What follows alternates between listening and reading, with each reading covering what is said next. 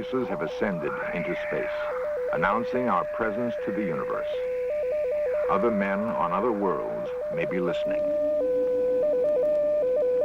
We await an answer from afar, placed by an intelligence we do not know, we will not recognize, we may not even understand.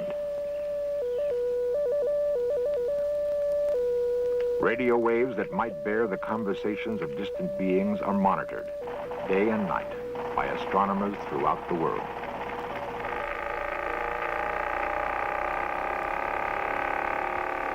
Our understanding of life in outer space may begin with reaching out to another form of intelligence here on Earth. If we can communicate with one strange intelligence, we can hope to communicate with others. The stars and galaxies beckon us to ask, are we alone? We listen for the answer.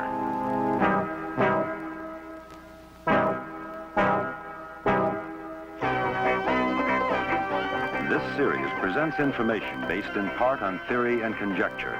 The producer's purpose is to suggest some possible explanations, but not necessarily the only ones, to the mysteries we will examine.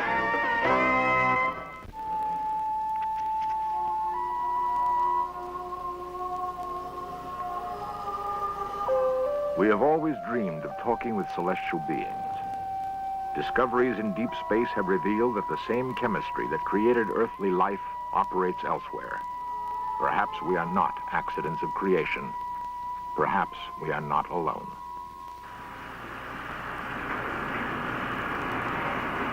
Giant ultra-sensitive instruments tune in on the frequencies of other worlds as we begin a cosmic journey.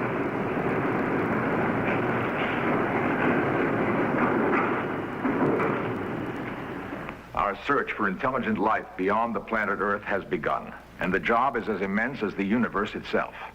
Our galaxy alone contains an estimated 250 billion stars, and there are at least 100 billion other galaxies. How many of these stars have Earth-like planets harboring life? Until recently, we searched with our eyes, aided by telescopes. Then, with the advent of radio, a whole new noisy universe emerged, and man began to listen to the stars. In 1971, at NASA's Ames Research Center, 24 scientists and engineers began the search for other life. Led by Dr. Bernard Oliver and Dr. John Billingham, the group concluded that radio is the most effective way of detecting other voices in space. The search for extraterrestrial intelligence, nicknamed SETI, became a reality. Dr. Oliver explains. The concept of doing this really has its origin in the belief that we will have to go to other stars rather than just other planets of our own system before we find intelligent life. And the belief that that is an extremely difficult thing to do physically. If we are not going to cross the gulf of interstellar space, how then are we going to ever detect other intelligent life?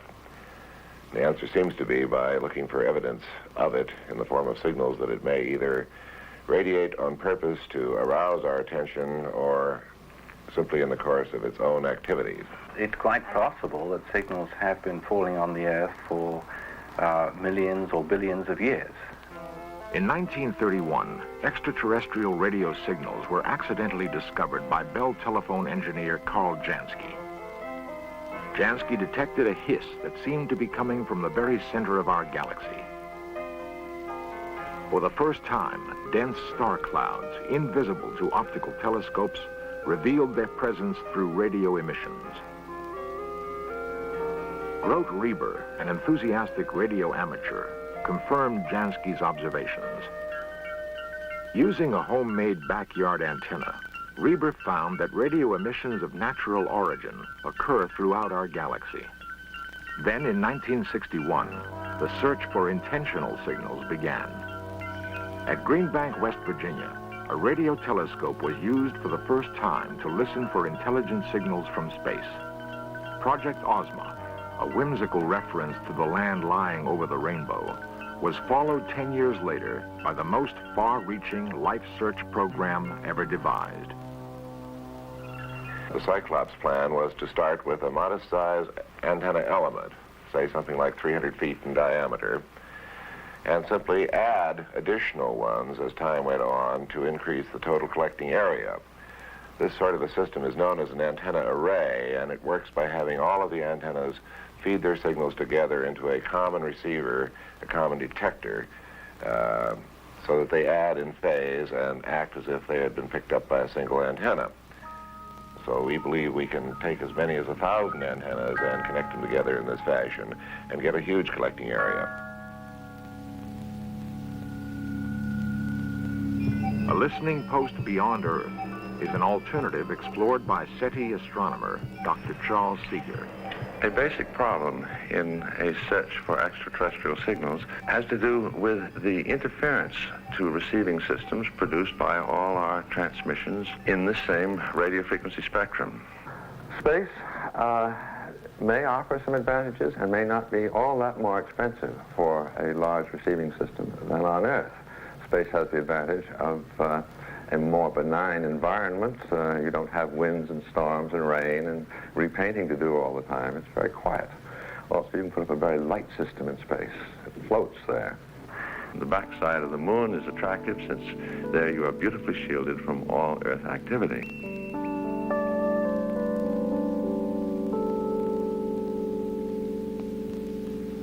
What we envision is to reproduce in the craters of the moon a series of Arecibo-type antennas.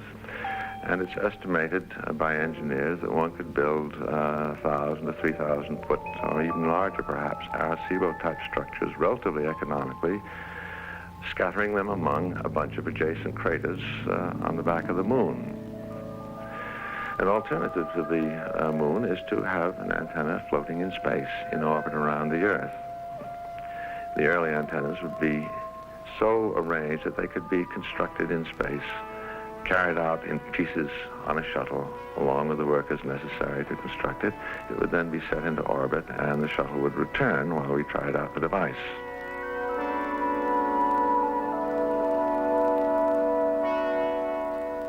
While we wait for a call from space, we have not ruled out breaking the silence of the universe by sending our own signals to cosmic neighbors.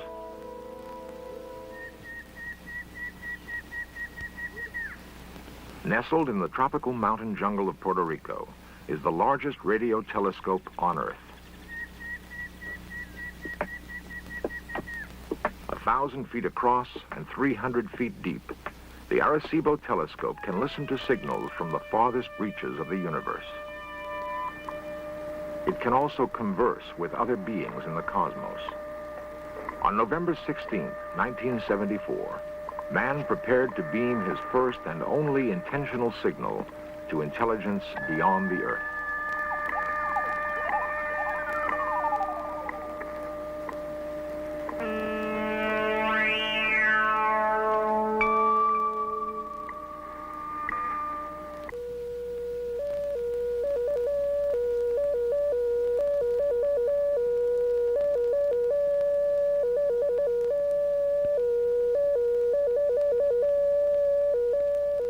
Our message, traveling at the speed of light, will take 24,000 years to reach star cluster M13 in the constellation Hercules. In code, the message describes our solar system, the Earth, and the life upon it. The chemical basis of life on Earth is represented by the famous double helix of DNA. The final depiction of a human being is like a cry in the night of space. Who or what will answer our call?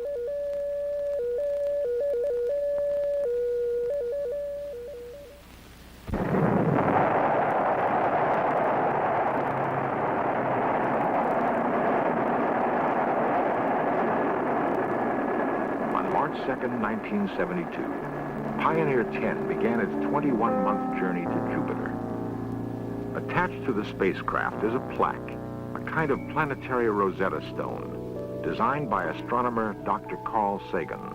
But in the remote contingency that there are interstellar spacefaring societies which might someday pick up this derelict no longer radioing, we thought we would put a message on it to indicate a little bit of where we are, when we are, and who we are. We think that the information on where we are and when we are, indicated in this part of the message by the configuration of certain cosmic objects called pulsars, will be completely obvious to any society capable of traveling between the stars. These two objects will be more mysterious because it is unlikely that there will be human beings anywhere else, even though there may be other creatures elsewhere. And the plaque has served a very useful purpose in making us think about what sort of impression we might wish to give to the cosmos.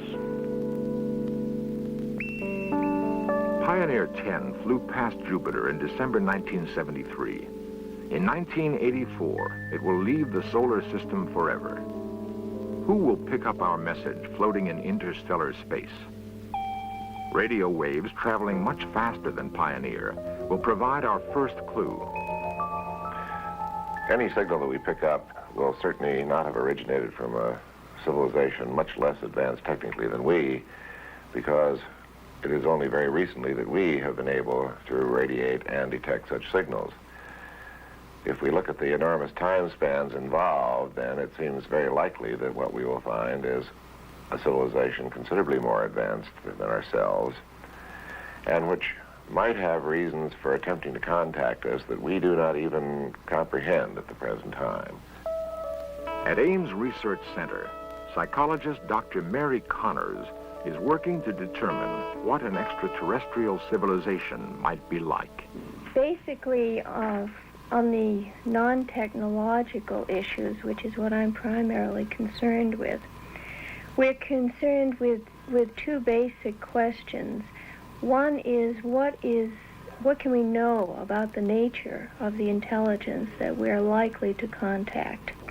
Well, what do we know about intelligence? We could ask, what is intelligence? What possible forms can it take? What can we learn from animal intelligence? The dolphin, although it shares our planet, exists in a world of its own. It speaks a language we do not comprehend.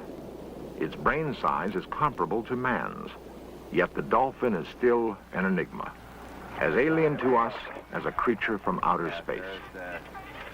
At San Diego's SeaWorld, trainers and scientists work behind the scenes in an intensive effort to unravel the mysteries of dolphin sonar and communication. I'll tell you what, we'll give you another munchie for that.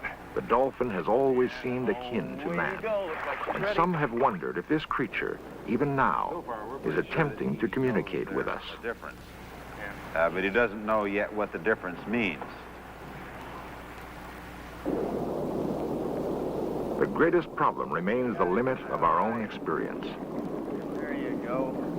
Despite our theories and our hopes, man has yet to exchange one word with the dolphin. SeaWorld's curator of mammals, Dr. Lanny Cornell, and researcher Sherry Gish are interested in cracking the communication barrier. One of the projects that we have in an overall study of communications amongst dolphins is one between two animals in two pools, separated by a soundproof gate, which allows us to determine specifically when the animals will be able to communicate with one another. Cornell and his assistant will monitor every sound emitted by the two dolphins. The exchange, each signal and response, will be carefully studied and patterns of sound production analyzed. Sound waves are converted into a form that can be measured electronically. An oscilloscope reveals the changes in frequencies, some inaudible to the human ear. At 1/16th normal speed, the intricacies of dolphin signals become apparent.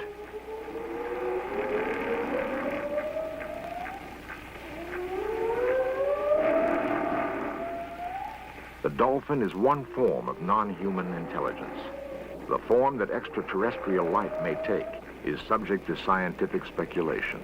It does appear that at least at our present stage of evolution, there may be some advantages to being structured, at least with some of the characteristics that we have. There are clear advantages, for example, to having two eyes, with which you can see in color and with which you can achieve binocular vision.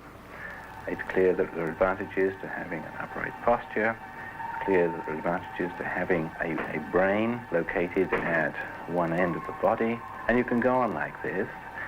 If it is inevitable that another civilization will have had at one point some of the characteristics we have now, will contact with these alien beings from some unknown planet bring doomsday to our tiny world? Or do the benefits to our future outweigh the dangers? The greatest miracle that we have before us is the fact that within a few billion years, the universe, through the marvelous laws of chemistry and physics, has converted part of itself into consciousness, and that part can now contemplate the universe that begat it. A French scientist put it this way: astronomy is useful because it shows us how small is man's body, how great is mind. Dr. John Krause is an electrical engineer and astronomer at Ohio State University.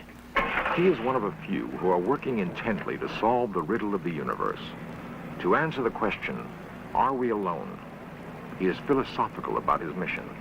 I think one of the exciting things about all this work is that those of us who are involved are like pioneers. We are exploring the universe. It's a pioneering venture to find out what is out there and perhaps who is out there.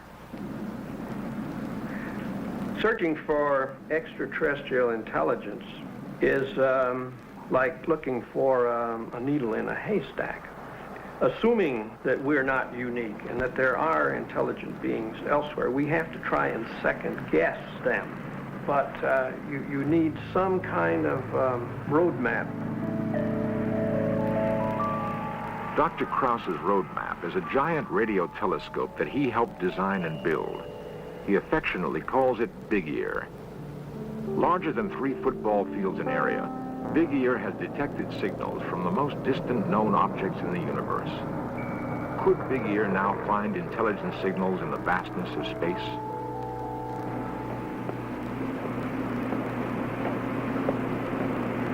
Hi, Ed.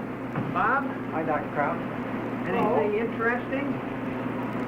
Well, we have some unusual... We began our search on Friday, the 7th of December, 1973.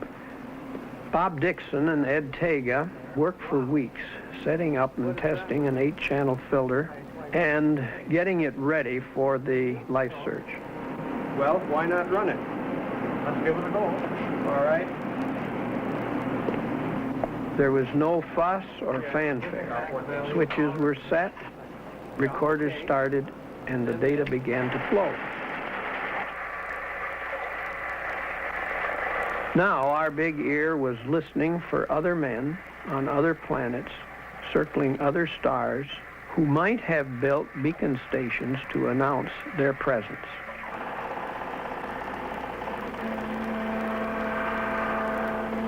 If Bob Dixon said, "We got something that looks interesting, John," I'm sure it wouldn't be that he had recorded a voice saying, "This is planet MX3 calling Earth." It wouldn't be anything as direct and unequivocal as that. It would just be a little bump on a squiggly line record that went on for hundreds of feet, that occurred in a way that set it off from others. We may have to wait a long time. The probability of life developing elsewhere is hard to determine definitely, but I don't think it is zero. And if it is not zero, then I think we have a chance. Someday this call from space may come. It's hard to say when it will. The signal that we're looking for might be found within a day, but it might be weeks, years, but it will have profound significance to man. If we are not alone, what will we say to our neighbors?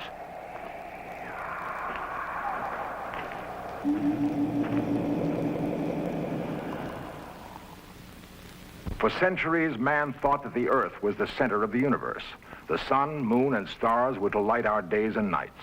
Then Galileo turned his telescope to the sky, and we learned that the moon and planets were worlds beyond dispute. that the stars weren't just ornaments in the sky, but represented a cosmos far beyond man's earthly imagination. We dreamt of life beyond the planet Earth and set out to explore the universe. We began, humbly, with the moon. I was strolling on the moon one day. In a merry We found that there is no man in the moon, but there are 9 other planets in our solar system. So we set our sights on Mars and sent our probe. Now we look beyond to the vastness of the universe and search the stars for voices of other beings. If we were in fact to decipher messages from the other civilizations over and above simply receiving a signal and knowing that they are there, then it is conceivable we might learn about the pathways that they took when they were at our present stage of development. I think in this way, one can easily visualize a network of intercommunicating societies growing up in our galaxy. Such a network could achieve results in science and in philosophy and in other fields that would be more painful if they were isolated. Past human history may be only the prelude to our future as members of a galactic society. Our future will begin with a call from space.